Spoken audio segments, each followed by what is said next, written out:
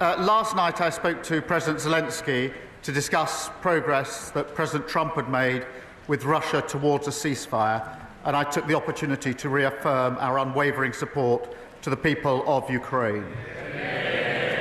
Mr. Speaker, I'm deeply concerned about the resumption of Israeli military action in Gaza.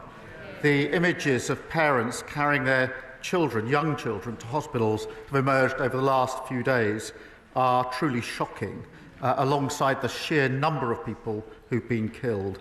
And we will do all that we can to ensure the resumption of the ceasefire, to get the remaining hostages out and to get aid that's desperately needed in. Mr. Speaker, the whole House will want to celebrate the extraordinary life of Group Captain John Paddy Hemingway, the last known pilot of the Battle of Britain. The courage of his generation, the fearlessness, sense of duty and service secured our freedom, and we will never forget them. Mr. Speaker, this morning I had meetings with ministerial colleagues and others. In addition to my duties in this House, I shall have further such meetings later today. Albert. Thank you, Mr. Speaker. Brain tumours kill more children and those under the age of 40 than any other cancer. Mr. Speaker, from time to time, all of us get constituents in our surgeries that tell us stories which really get to us and twang on the heart. Mr. Speaker, last Friday, Laura attended my Sharnford constituency. She told me of the tragic death of her 6-year-old, energetic, loving son, Talon, from a brain tumour. All that she asked, Mr. Speaker, is that I raise this matter nationally, and I'm doing that now. But I'd like to go one step further. Would the Prime Minister agree to arrange a meeting for Laura and the brain tumour support group known as Angel Mums to meet with the relevant healthcare minister to discuss brain tumour research? Prime Minister. Can I thank him for doing what he was asked to do, which is raising this case here. The loss of a child is simply unbearable, and I think most of us, including myself, simply wouldn't know how we would be able to react. And I think the whole House will want to send its deepest condolences to Laura and to all of Talon's family and friends. I will happily make sure that the meeting that he requests takes place, so we can reassure that we are committed to supporting life-saving and life-improving research and doing all we can to improve how we prevent, detect, manage and treat cancer. Thank you. Andrew Peck. Thank you, Mr. Speaker. Like many people in Peterborough, I am passionate about tackling low pay and insecure work, especially for young people. Next month, many of my constituents will receive a welcome boost in their pay packets due to the increase in the national minimum wage to Can I thank the Prime Minister for ignoring the voices on the opposite benches who continue to oppose our plans to make work pay? And can I urge him to go further and faster in delivering our plan for change for working people? Well, I thank him. He's a superb job for Peterborough, and we're proud that our Employment Rights Bill is tackling the cost of insecure work, and we're delivering that pay rise for 3 million of the lowest paid. We know the Leader of the Opposition opposes all that. She thinks the minimum wage is a burden and that maternity pay is excessive. It's the same old Tories. They opposed the minimum wage in the first place. They've learned absolutely nothing. Leader of the Opposition, Kemi Badenoch. Mr. Speaker, the Chancellor claimed that her budget was a once-in-a-parliamentary set. So why are we having an emergency budget next week? Mr. Speaker, we have delivered record investment into this country. We've had 3 interest rates cut in a row, and wages are going up faster than prices, which is a massive cost of living boost. That's after only 8 months, after 14 years of absolute failure. What do they do? Interest rates 11%. Massive 22 million black hole in the economy. They crashed the economy. We're rebuilding Britain. Mr. Speaker, he knows why we're having an emergency budget, because since the last one, Since the Chancellor delivered her budget in October, growth is down, borrowing is up, and she has destroyed business confidence. Does the Prime Minister now regret raising taxes on business? Prime Minister. Mr. Speaker, the OBR will present their numbers. There will be a spring statement next week. But, Mr. Speaker, she still hasn't. We've got record investment into this country. Interest rates have been cut, and she talks about national insurance. We had to fill the £22 billion black hole that lay there. We've invested in the NHS, in schools and public services. We're pressing on with planning, with infrastructure and regulation. But I understand the Leader of the Opposition is straight talking, so perhaps she can help us with this. Is she going to reverse the next increase? If not, what's the point? If so, what other taxes is she raising to fill the hole? One way or the other. You're in government. Speaker, the only black hole is the one that he is digging. He's shown absolutely no regret, but everybody knows the Chancellor has made a mistake. That is why they're having an emergency budget. Later today, Conservatives will vote to exempt hospices, pharmacies and care providers from her national insurance rise. Will he, at the very least, support exempting these vulnerable services from his jobs tax? Prime Minister. I noticed she didn't say they're going to reverse the national insurance rises. It's exactly what she wants all the benefits, but they can't say how they're going to pay them. She carps from the sideline, but can't make her mind up whether she supports or doesn't support national insurance rises. We've made provision for hospices, we've made provisions for charities, but we had to secure the economy. We had to fill the £22 billion black hole that they disgracefully left. Mr. Speaker, he hasn't made these provisions. He keeps talking about budget benefits. Unemployment is not a benefit. Businesses closing are not benefits. I asked him whether he would exempt hospices, even children's hospices, from the jobs tax. He did not answer that question. His MPs know that this could affect end-of-life care. So I will ask the same question again. Will he exempt hospices from paying his jobs tax? Mr. Speaker, we've already invested £100 million for adult and children's hospices, an additional £26 million in funding through the Children's Hospices grant, but we can't get away with what we were doing in that budget, the root cause, which was fixing the economy they left so badly damaged, a £22 billion black hole. Perhaps you start the next question with an apology. Mr. Speaker, I remember when he made... They want me to answer questions, then we can swap sides.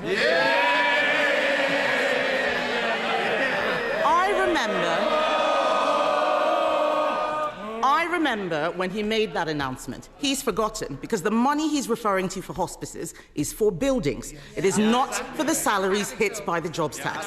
As St Helena Hospice in Colchester said, we cannot use this funding for salaries, which is where we need urgent help. Why is the Prime Minister not listening to hospices? Prime Minister. Mr. Speaker, I've already set out the position in relation to hospices. She says that she wants to swap sides. I mean, heaven forbid. After 14 years of breaking everything, we're getting on with the job of fixing it, and all she can do is cart from the sidelines with absolutely no policy. Mr. Speaker, winter fuel payments have been snatched. The jobs tax is hammering everyone from business to charities. The Chancellor promised a once-in-a-parliament budget that she would not come back for more. And in that budget, she said there will be no extension of the freeze in income tax thresholds. Ahead of the emergency budget, will he repeat? Mr. Speaker, ahead of the emergency budget, will he repeat the commitment that she made? Prime Minister. Mr. Speaker, she's got such prescriptive questions, she can't actually adapt them to the answers that I'm giving. I mean, Mr. Speaker, I think she now calls herself a Conservative realist. Well, I I'm realistic about the Conservatives. The reality is they left open borders and she was the cheerleader. They crashed the economy, mortgages went through the roof, the NHS was left on its knees and they hollowed out the armed forces. This government has already delivered 2 million extra NHS appointments, 750 breakfast clubs, record returns of people who shouldn't be here and a fully funded increase in our defence spending. That is the difference that a Labour government makes. Thank you, Mr. Speaker. A lady came to see me recently who needed help. She had a disability. It meant that her children have to help her cut up her food. They have to help her wash beneath the waist. They have to supervise her as she goes to the toilet. Under the Tory welfare system, we were able to get that lady on PIP. Under the Prime Minister's new proposed system, she will get zero. Nothing. And after 14 years of the Tory government, and many of us wanting to see the back of them, can the Prime Minister answer one question?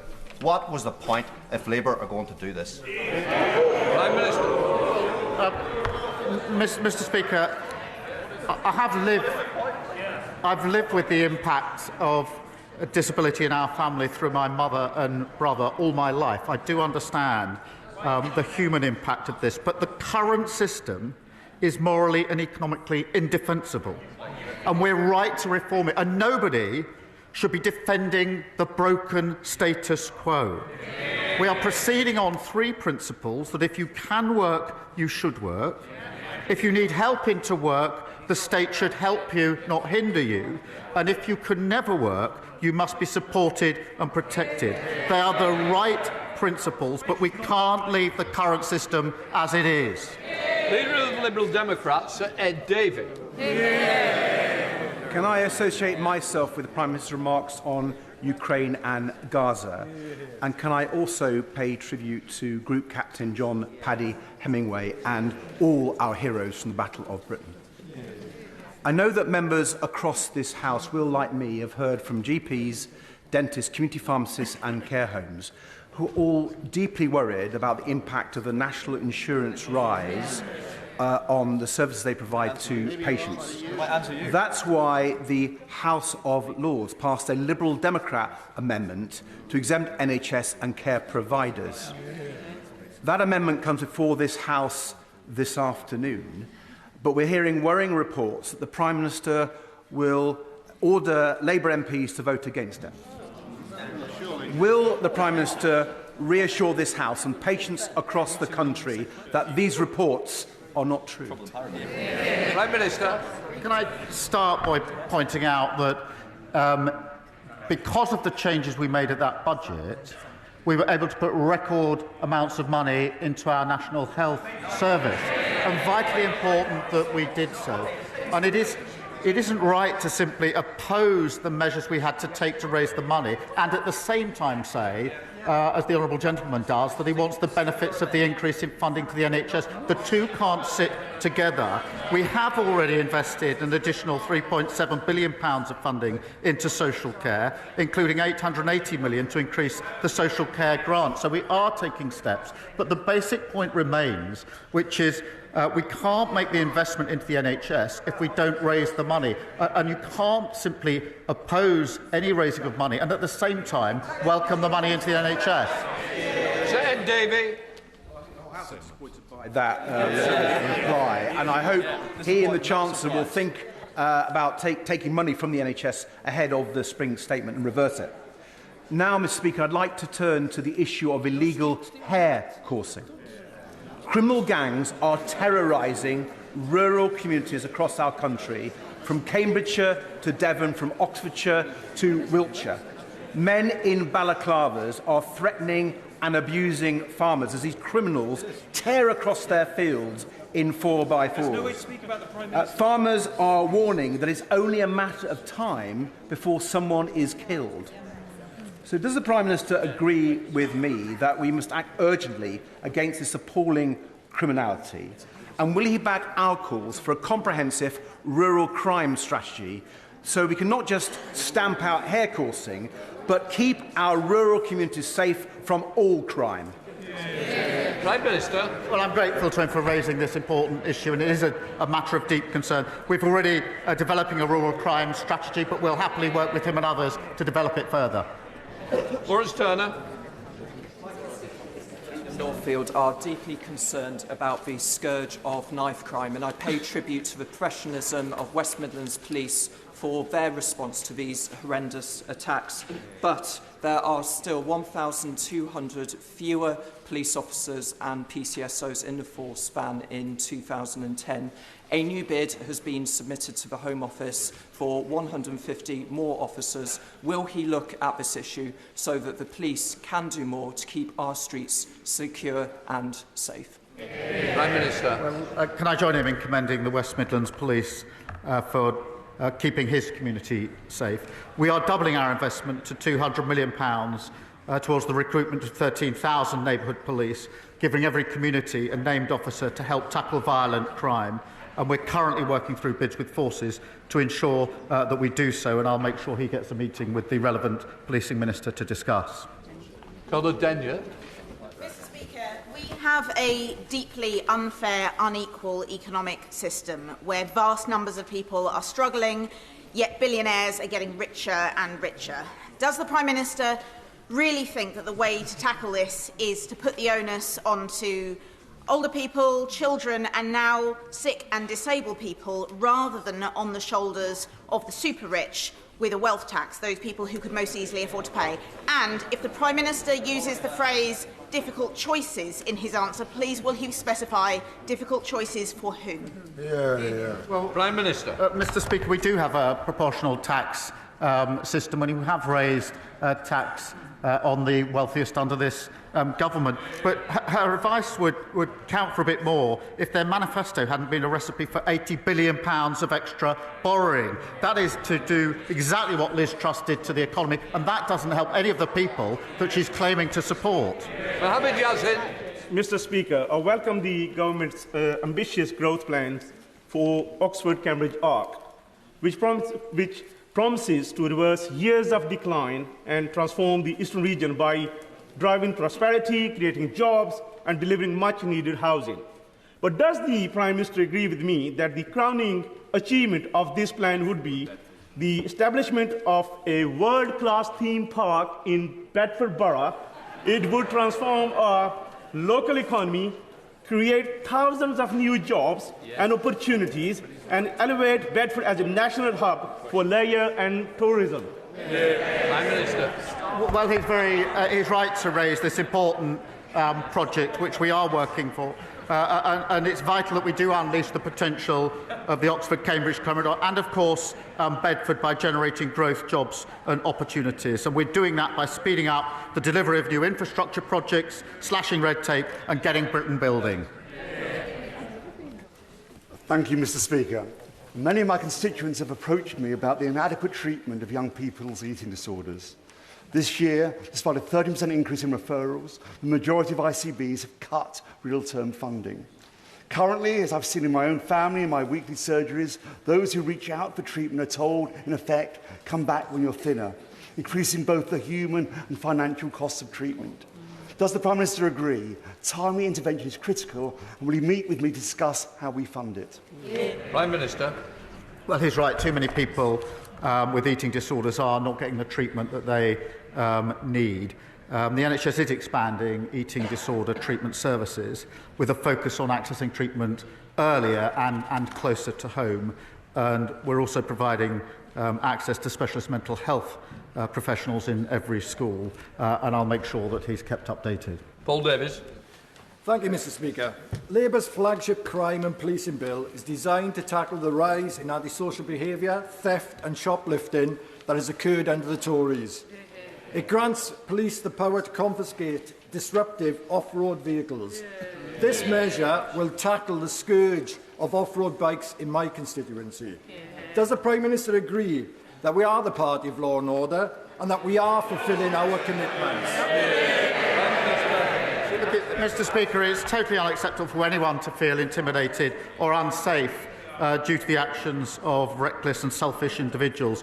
Whatever the vehicle, Our bill gives police forces stronger powers to seize them immediately and put a stop to antisocial behaviour. That's our plan for change in action, making our streets and communities safer.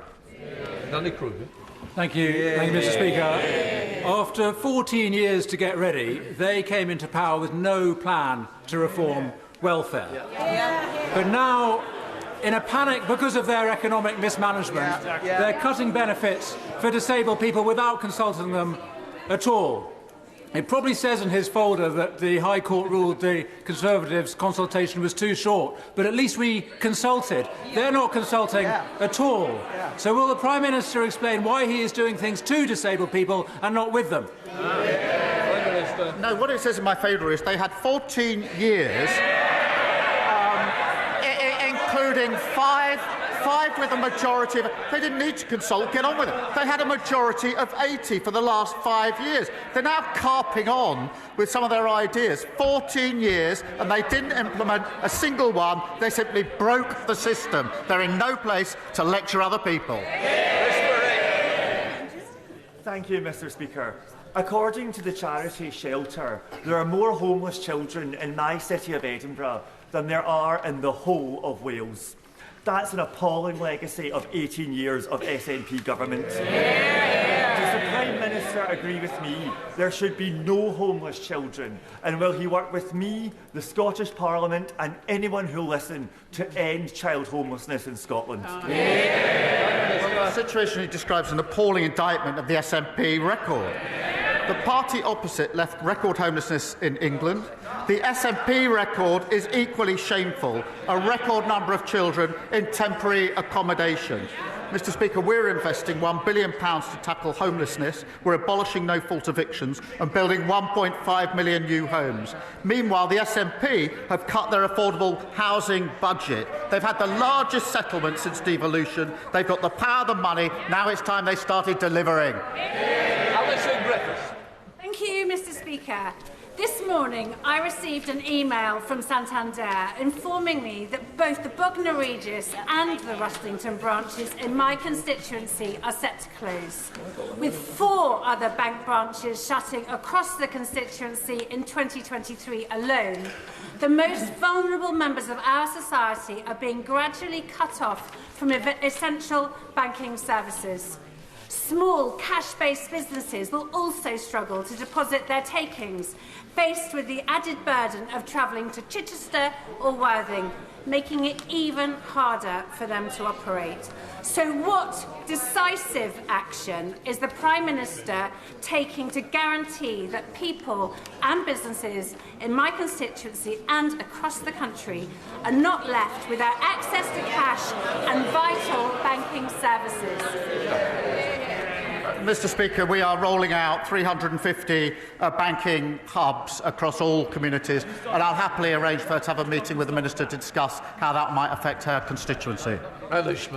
Mr. Speaker, thank you very much. Firstly, I welcome the Prime Minister's announcement of £200 million from the National Wealth Fund for the industrial future of Grangemouth. But today, I want to ask specifically about the workers facing redundancy. Given the assurances from the Prime Minister on the 18th of February and repeated by Anna Sarwar, the Scottish Labour leader, as recently as the 4th of March, can the Prime Minister confirm that the guarantee given on 18 months pay protection for all of those workers losing their jobs due to the Grangemouth refinery closure will be honoured, including those shared services workers, and say how the payment can be claimed by all those affected?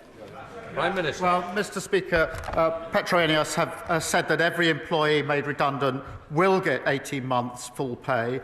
The Project Willow report that's come out today says how we can support a sustainable industrial future for Grangemouth, which is incredibly important, delivering jobs and economic growth. As he references, I've announced £200 million through the National Wealth Fund to secure the site's long-term future. And, of course, that's backed by the £100 million Falkirk and Grangemouth growth deal, which is training and the training guarantee to support workers into good jobs. They're all the actions that we were taking on this very, very important issue.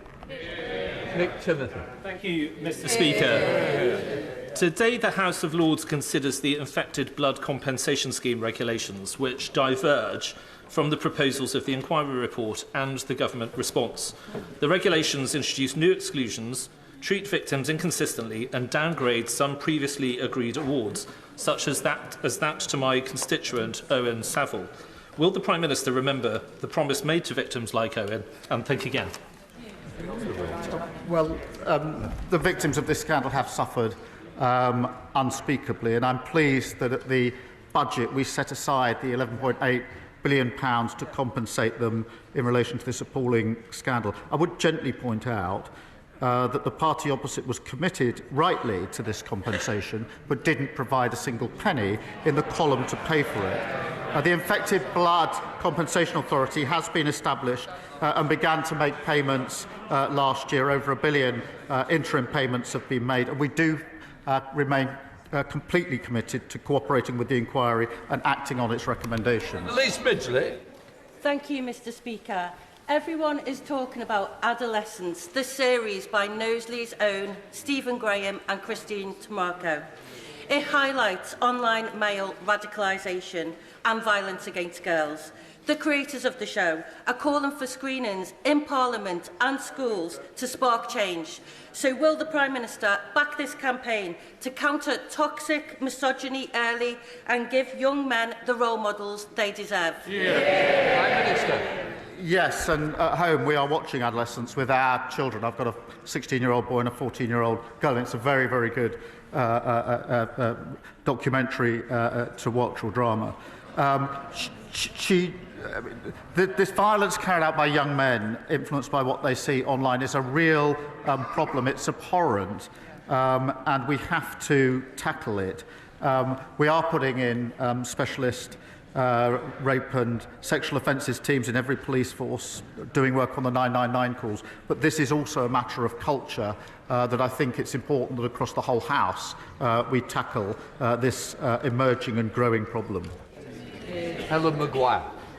Thank you, Mr. Speaker. The Liberal Democrats have long called for a UK-EU youth mobility scheme, and polling has repeatedly shown that the majority of Brits support this idea, including my constituents in Epsom and Ewell. A well-structured and controlled scheme would show that the government is serious about providing opportunities for young people and backing British business. So will the Prime Minister stop sitting on the fence and finally commit to a youth mobility scheme? Well, Mr. Speaker, we are working closely with our European colleagues and the EU in particular, and we are working to a reset of the relationship. We won't be returning to freedom of movement. I've made that repeatedly clear, but we're making good progress. Lauren Edwards. Thank you, Mr. Speaker. The previous government failed to properly support further and adult education over the last 14 years. And in contrast, the Prime Minister's personal commitment to technical qualifications has been encouraging. Last year's budget provided a welcome boost to some parts of the sector, but need and demand is outstripping available funding. Skills are crucial to the government meeting its missions to deliver economic growth, build 1.5 million homes, and to transition to a green economy.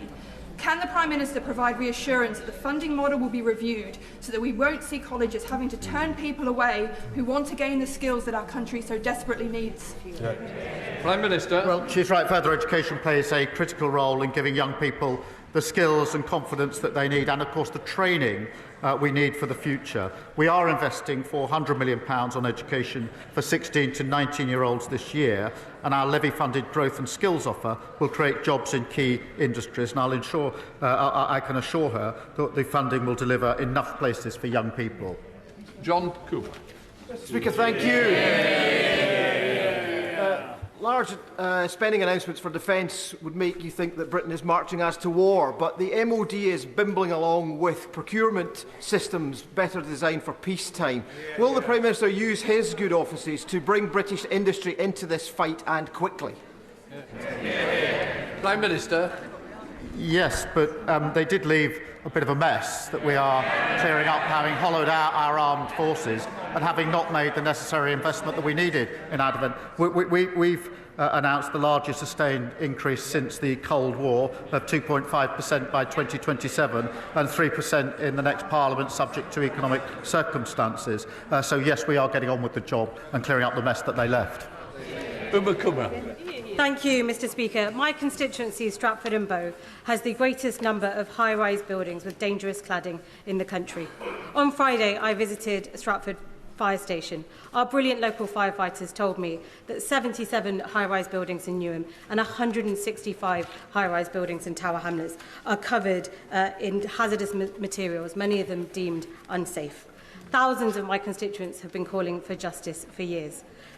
Can the Prime Minister tell me what the government is doing to ensure that private developers are held to account for the dangerous cladding on the high-rises that they have built? Prime Minister. Well, she's right. Remediation has been far too slow, and everybody deserves a safe and secure home. We've signed a contract with 54 major developers who will pay for or fix over 1,700 buildings, and we're accelerating that progress. We will take tough action against those who evade their responsibilities. We will recover taxpayers' funds and make sure those responsible pay up and fix unsafe buildings quickly. Lee Anderson. Thank you, Mr Speaker. I come to this chamber, Mr Speaker, every week to ask sensible questions, and I expect sensible answers. But all I get is glazed expressions and waffle from the opposite benches. So, Mr Speaker, I want to ask the Prime Minister a very simple question on behalf of all the net zero sceptics. If we became net zero tomorrow, by how much would it reduce the Earth's temperature by? Simple question. Minister. Mr Speaker, net zero is of course not easy, but it's a huge opportunity to boost our growth, our jobs and our economy. And so he knows my views on that. But you know, he complains that have better ideas if they stop fawning over Putin. And I understand the member for Clacton wants to be Prime Minister. He can't even lead a party that fits in the back of a taxi. Anna Dixon. Thank you, Mr Speaker. 1 in 5 disabled people in social housing and 1 in 3 disabled private renters live in inaccessible housing. One of my constituents with severe fibromyalgia and PTSD lives on a first-floor flat with no lift access. As we build the 1.5 million new homes that this country needs, will the Prime Minister ensure that they are built to be accessible and adaptable so disabled and older people can live independently for generations to come? Prime Minister. She's right. Everybody needs to be able to access a home that is suitable for them and meets their needs. The planning rules, Mr Speaker, already mean councils must consider the needs of disabled people when planning new homes. We will go further, setting out our policies on accessible new homes very shortly, and we're boosting the Disabled Facilities Grant by £172 million, helping more people make vital improvements and live independent lives. Lee Dillon. Thank you, Mr Speaker.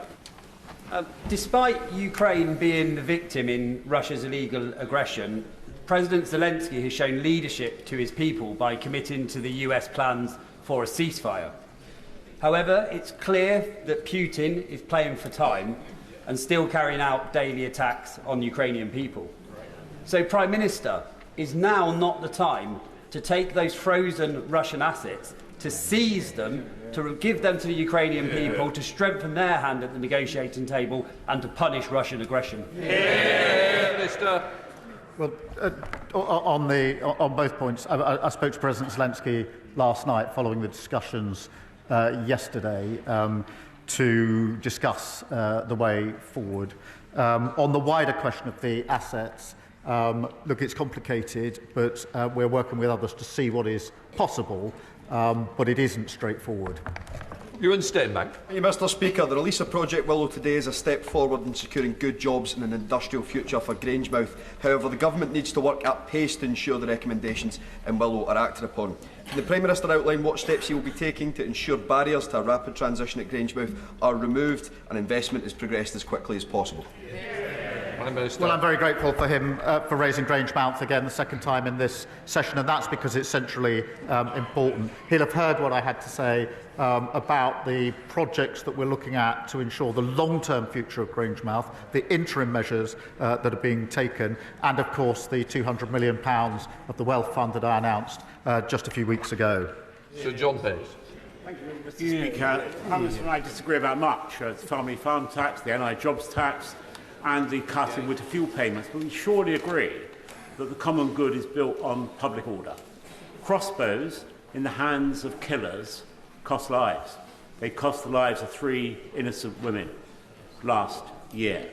Now, the previous government launched a consultation over a year ago on the regulation of crossbows, their sale and use, and we've heard nothing since. They are as powerful as guns, as silent as knives. Will the Prime Minister agree with one of his ministers to come to the House before Easter to give us a clear instruction about what the government intends to do before any more lives are lost? Well, I thank him for raising this, and he's right to do so. It's a shocking issue, and the case he refers to is a truly shocking case. I think that's agreed across the House. We are working on this, and I'll make sure that he gets an update to ensure that he's across the detail of what we're doing. Final question, Diane Abbott. Most members of this House will be aware that the welfare system can be a nightmare to navigate and does indeed need reform.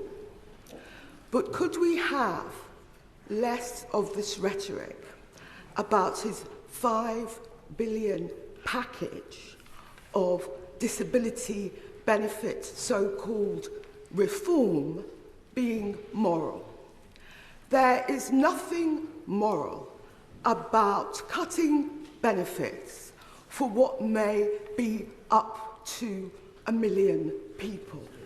This is not about morality. This is about the Treasury's wish to balance the country's books on the back of the most vulnerable and poor people in this society. Mr. Speaker, she's a passionate advocate and has been for a long time on this issue, and I pay tribute to that. But as she rightly acknowledges, the current system is broken. And this is where I disagree with her. I think 1 in 8 young people not in employment, training or education, that's 1 million young people. I think that's a moral issue, Mr. Speaker, because all the evidence suggests that someone in that situation at that stage of their life is going to find it incredibly difficult ever to get out of that level of dependency. That cuts across the opportunity and aspiration. It's the root of my values and Labour values about how we take working people forward. So I do see it as a moral issue. I'm not going to turn away from that. I am genuinely shocked that 1 million people, young people, are in that position, and I'm not prepared to shrug my shoulders and walk past it. That completes Prime Minister's question.